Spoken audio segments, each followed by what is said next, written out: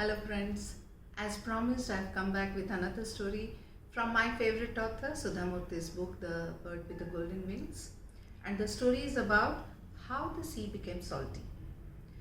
Long time ago, seawater was not as salty as it is now. It was sweet and desirable. There was an orphan called Sridhar. He used to stay with his brother and sister-in-law. The sister-in-law Leela was not a very good lady. She was very mean and she resented Sridhar staying with them. She ill-treated him, she didn't give him sufficient food to eat, and she made him work really hard. So one day she asked him to go and fetch some firewood from the forest. Sridhar went into the forest, and while coming back it had become quite late in the evening. And Leela was really furious and he screamed and shouted on Sridhar, "Why are you so late? How will I cook now? It's already so late." So Sridhar was in panic, and then he realized that he had left the axe somewhere. And Leela said, "Where's the axe? Come on, give me." And Sridhar was like, "I think I've left it in the forest." "I don't know. You just have to go back and fetch the axe and come back." Poor Sridhar. He had to go back to the forest. It was quite dark. He went on walking, and he didn't realize that he was going deeper into the forest. And suddenly there was lightning and thunderstorm, and there was rain pouring like anything. And Sridhar was so worried, he didn't know what to do. But in the far distance, he could see a flicker of light, and he was really happy, and he just dashed towards the light, and he found that it was inside a cave. So he just went into the cave, and he was so surprised to find his axe lying there. And as he picked up his axe, he saw there was a fire, a bonfire, and few dwarfs dancing around it gleefully, holding each other's hand. They did not bother to look at Sridhar also. They went on dancing. And Sridhar was so surprised, he just stood there looking at them. And then he saw, oh, the fire is going to be put off. So what he did, he just chopped some firewood and fed the fire. And it again started glowing. So this is how the whole night continued, and the dwarfs went on dancing.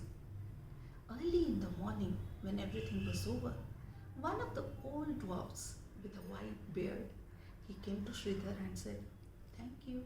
You helped us the whole night, and now we want to gift you with something." And Sridhar said, "Fine." Then they presented him with a very ordinary looking fan. And they said, "This fan is not as simple as it looks. It's a magic fan. Whenever you want anything in life, just wave it and that will appear. But remember one thing, when you are done with whatever you want, you just have to whisper enough, enough, enough 3 times and it will stop."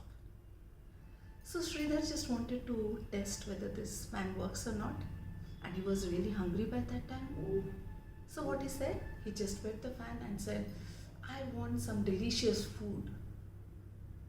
And what he saw, all type of hot foods, curries, rice, dal, everything pouring down. And when Sridhar had enough in front of him, he said, "Enough, enough, enough," and it stopped. After having a hearty meal after years, Sridhar decided that he's not going back to his brother Keshav and sister-in-law Leela. So he started walking towards a small town near the sea, and he settled down. He had all the riches in the world, and he was very happy, and he was living a very contented life. And here, Leela and Keshav, they got to know that now Sridhar is well off, he is having a very nice life. So they set off to Sridhar and wanted to know that how this could happen to Sridhar. They reached Sridhar's home, and Sridhar, as usual, he was a nice person. He welcomed both Keshav and Leela, and then he made them feel very special, fed them with good food, and they were really surprised to see all the riches in his home, such a beautiful home, and how could this happen? So Leela wanted Keshav to ask Sridhar Sridhar, as usual, he was a simpleton. So he shared everything what had happened to him. He said, I got this from the dwarfs, and they said, if I want anything in my life, I just have to wave and everything will appear. And the moment I'm done, Keshav interrupted him. Okay, I understood. I'm so happy for you. I'm so happy for you. He did not listen. He did not want to hear Sridhar complete his sentence. So that night, Leela and Keshav stole the fan and ran away. They even packed all the gold jewelry and all the valuable items from Sridhar's home in 2 sacks and they ran away. So Leela had one idea. She could see a ship starting to sail from the harbor. She told, let's go and get into the ship and we'll just go away to another country. And now that we have the fan, we can have a very beautiful life anywhere that we go. So both of them, they rushed into the ship. The captain of the ship, he looked at them and said, are you new? I haven't seen you. Then they said, yes, we are new and we just want to travel with you. They said, what do you have in these 2 sacks? And Leela was very clever. She told, nothing, it's just salt, my husband is a salt trader. And then the captain believed them. As destiny goes, that day during the lunch, the cook of the ship, he came and said, Captain, we forgot to carry the salt from the harbor. Now how do I cook? And the captain said, oh, don't worry. We have some travelers with us who have salt with them. We can just borrow some salt from them. And so he went to Leela and Keshav and said, could you please lend us some salt? Now Leela thought for a while. They'd never had salt in the sacks from the first place. So what she did, she told Keshav, let's go and use the fan. You just wave the fan and ask for 2 sacks of salt. So Keshav went and he just waved the fan and said, can we have some sacks of salt? And as usual, by the virtue of the fan, the sacks started pouring from the sky. And when the ship was almost full of sacks of salt, now Leela and Keshav were in trouble. The captain said, come on, stop. We don't want so much. What is happening? And Leela and Keshav, they were so desperate. They were just screaming and they were saying, stop, halt, come on, no more. We don't want any more. But they never come up with the word enough. And they never knew that they had to say enough, enough, enough thrice to stop the magic.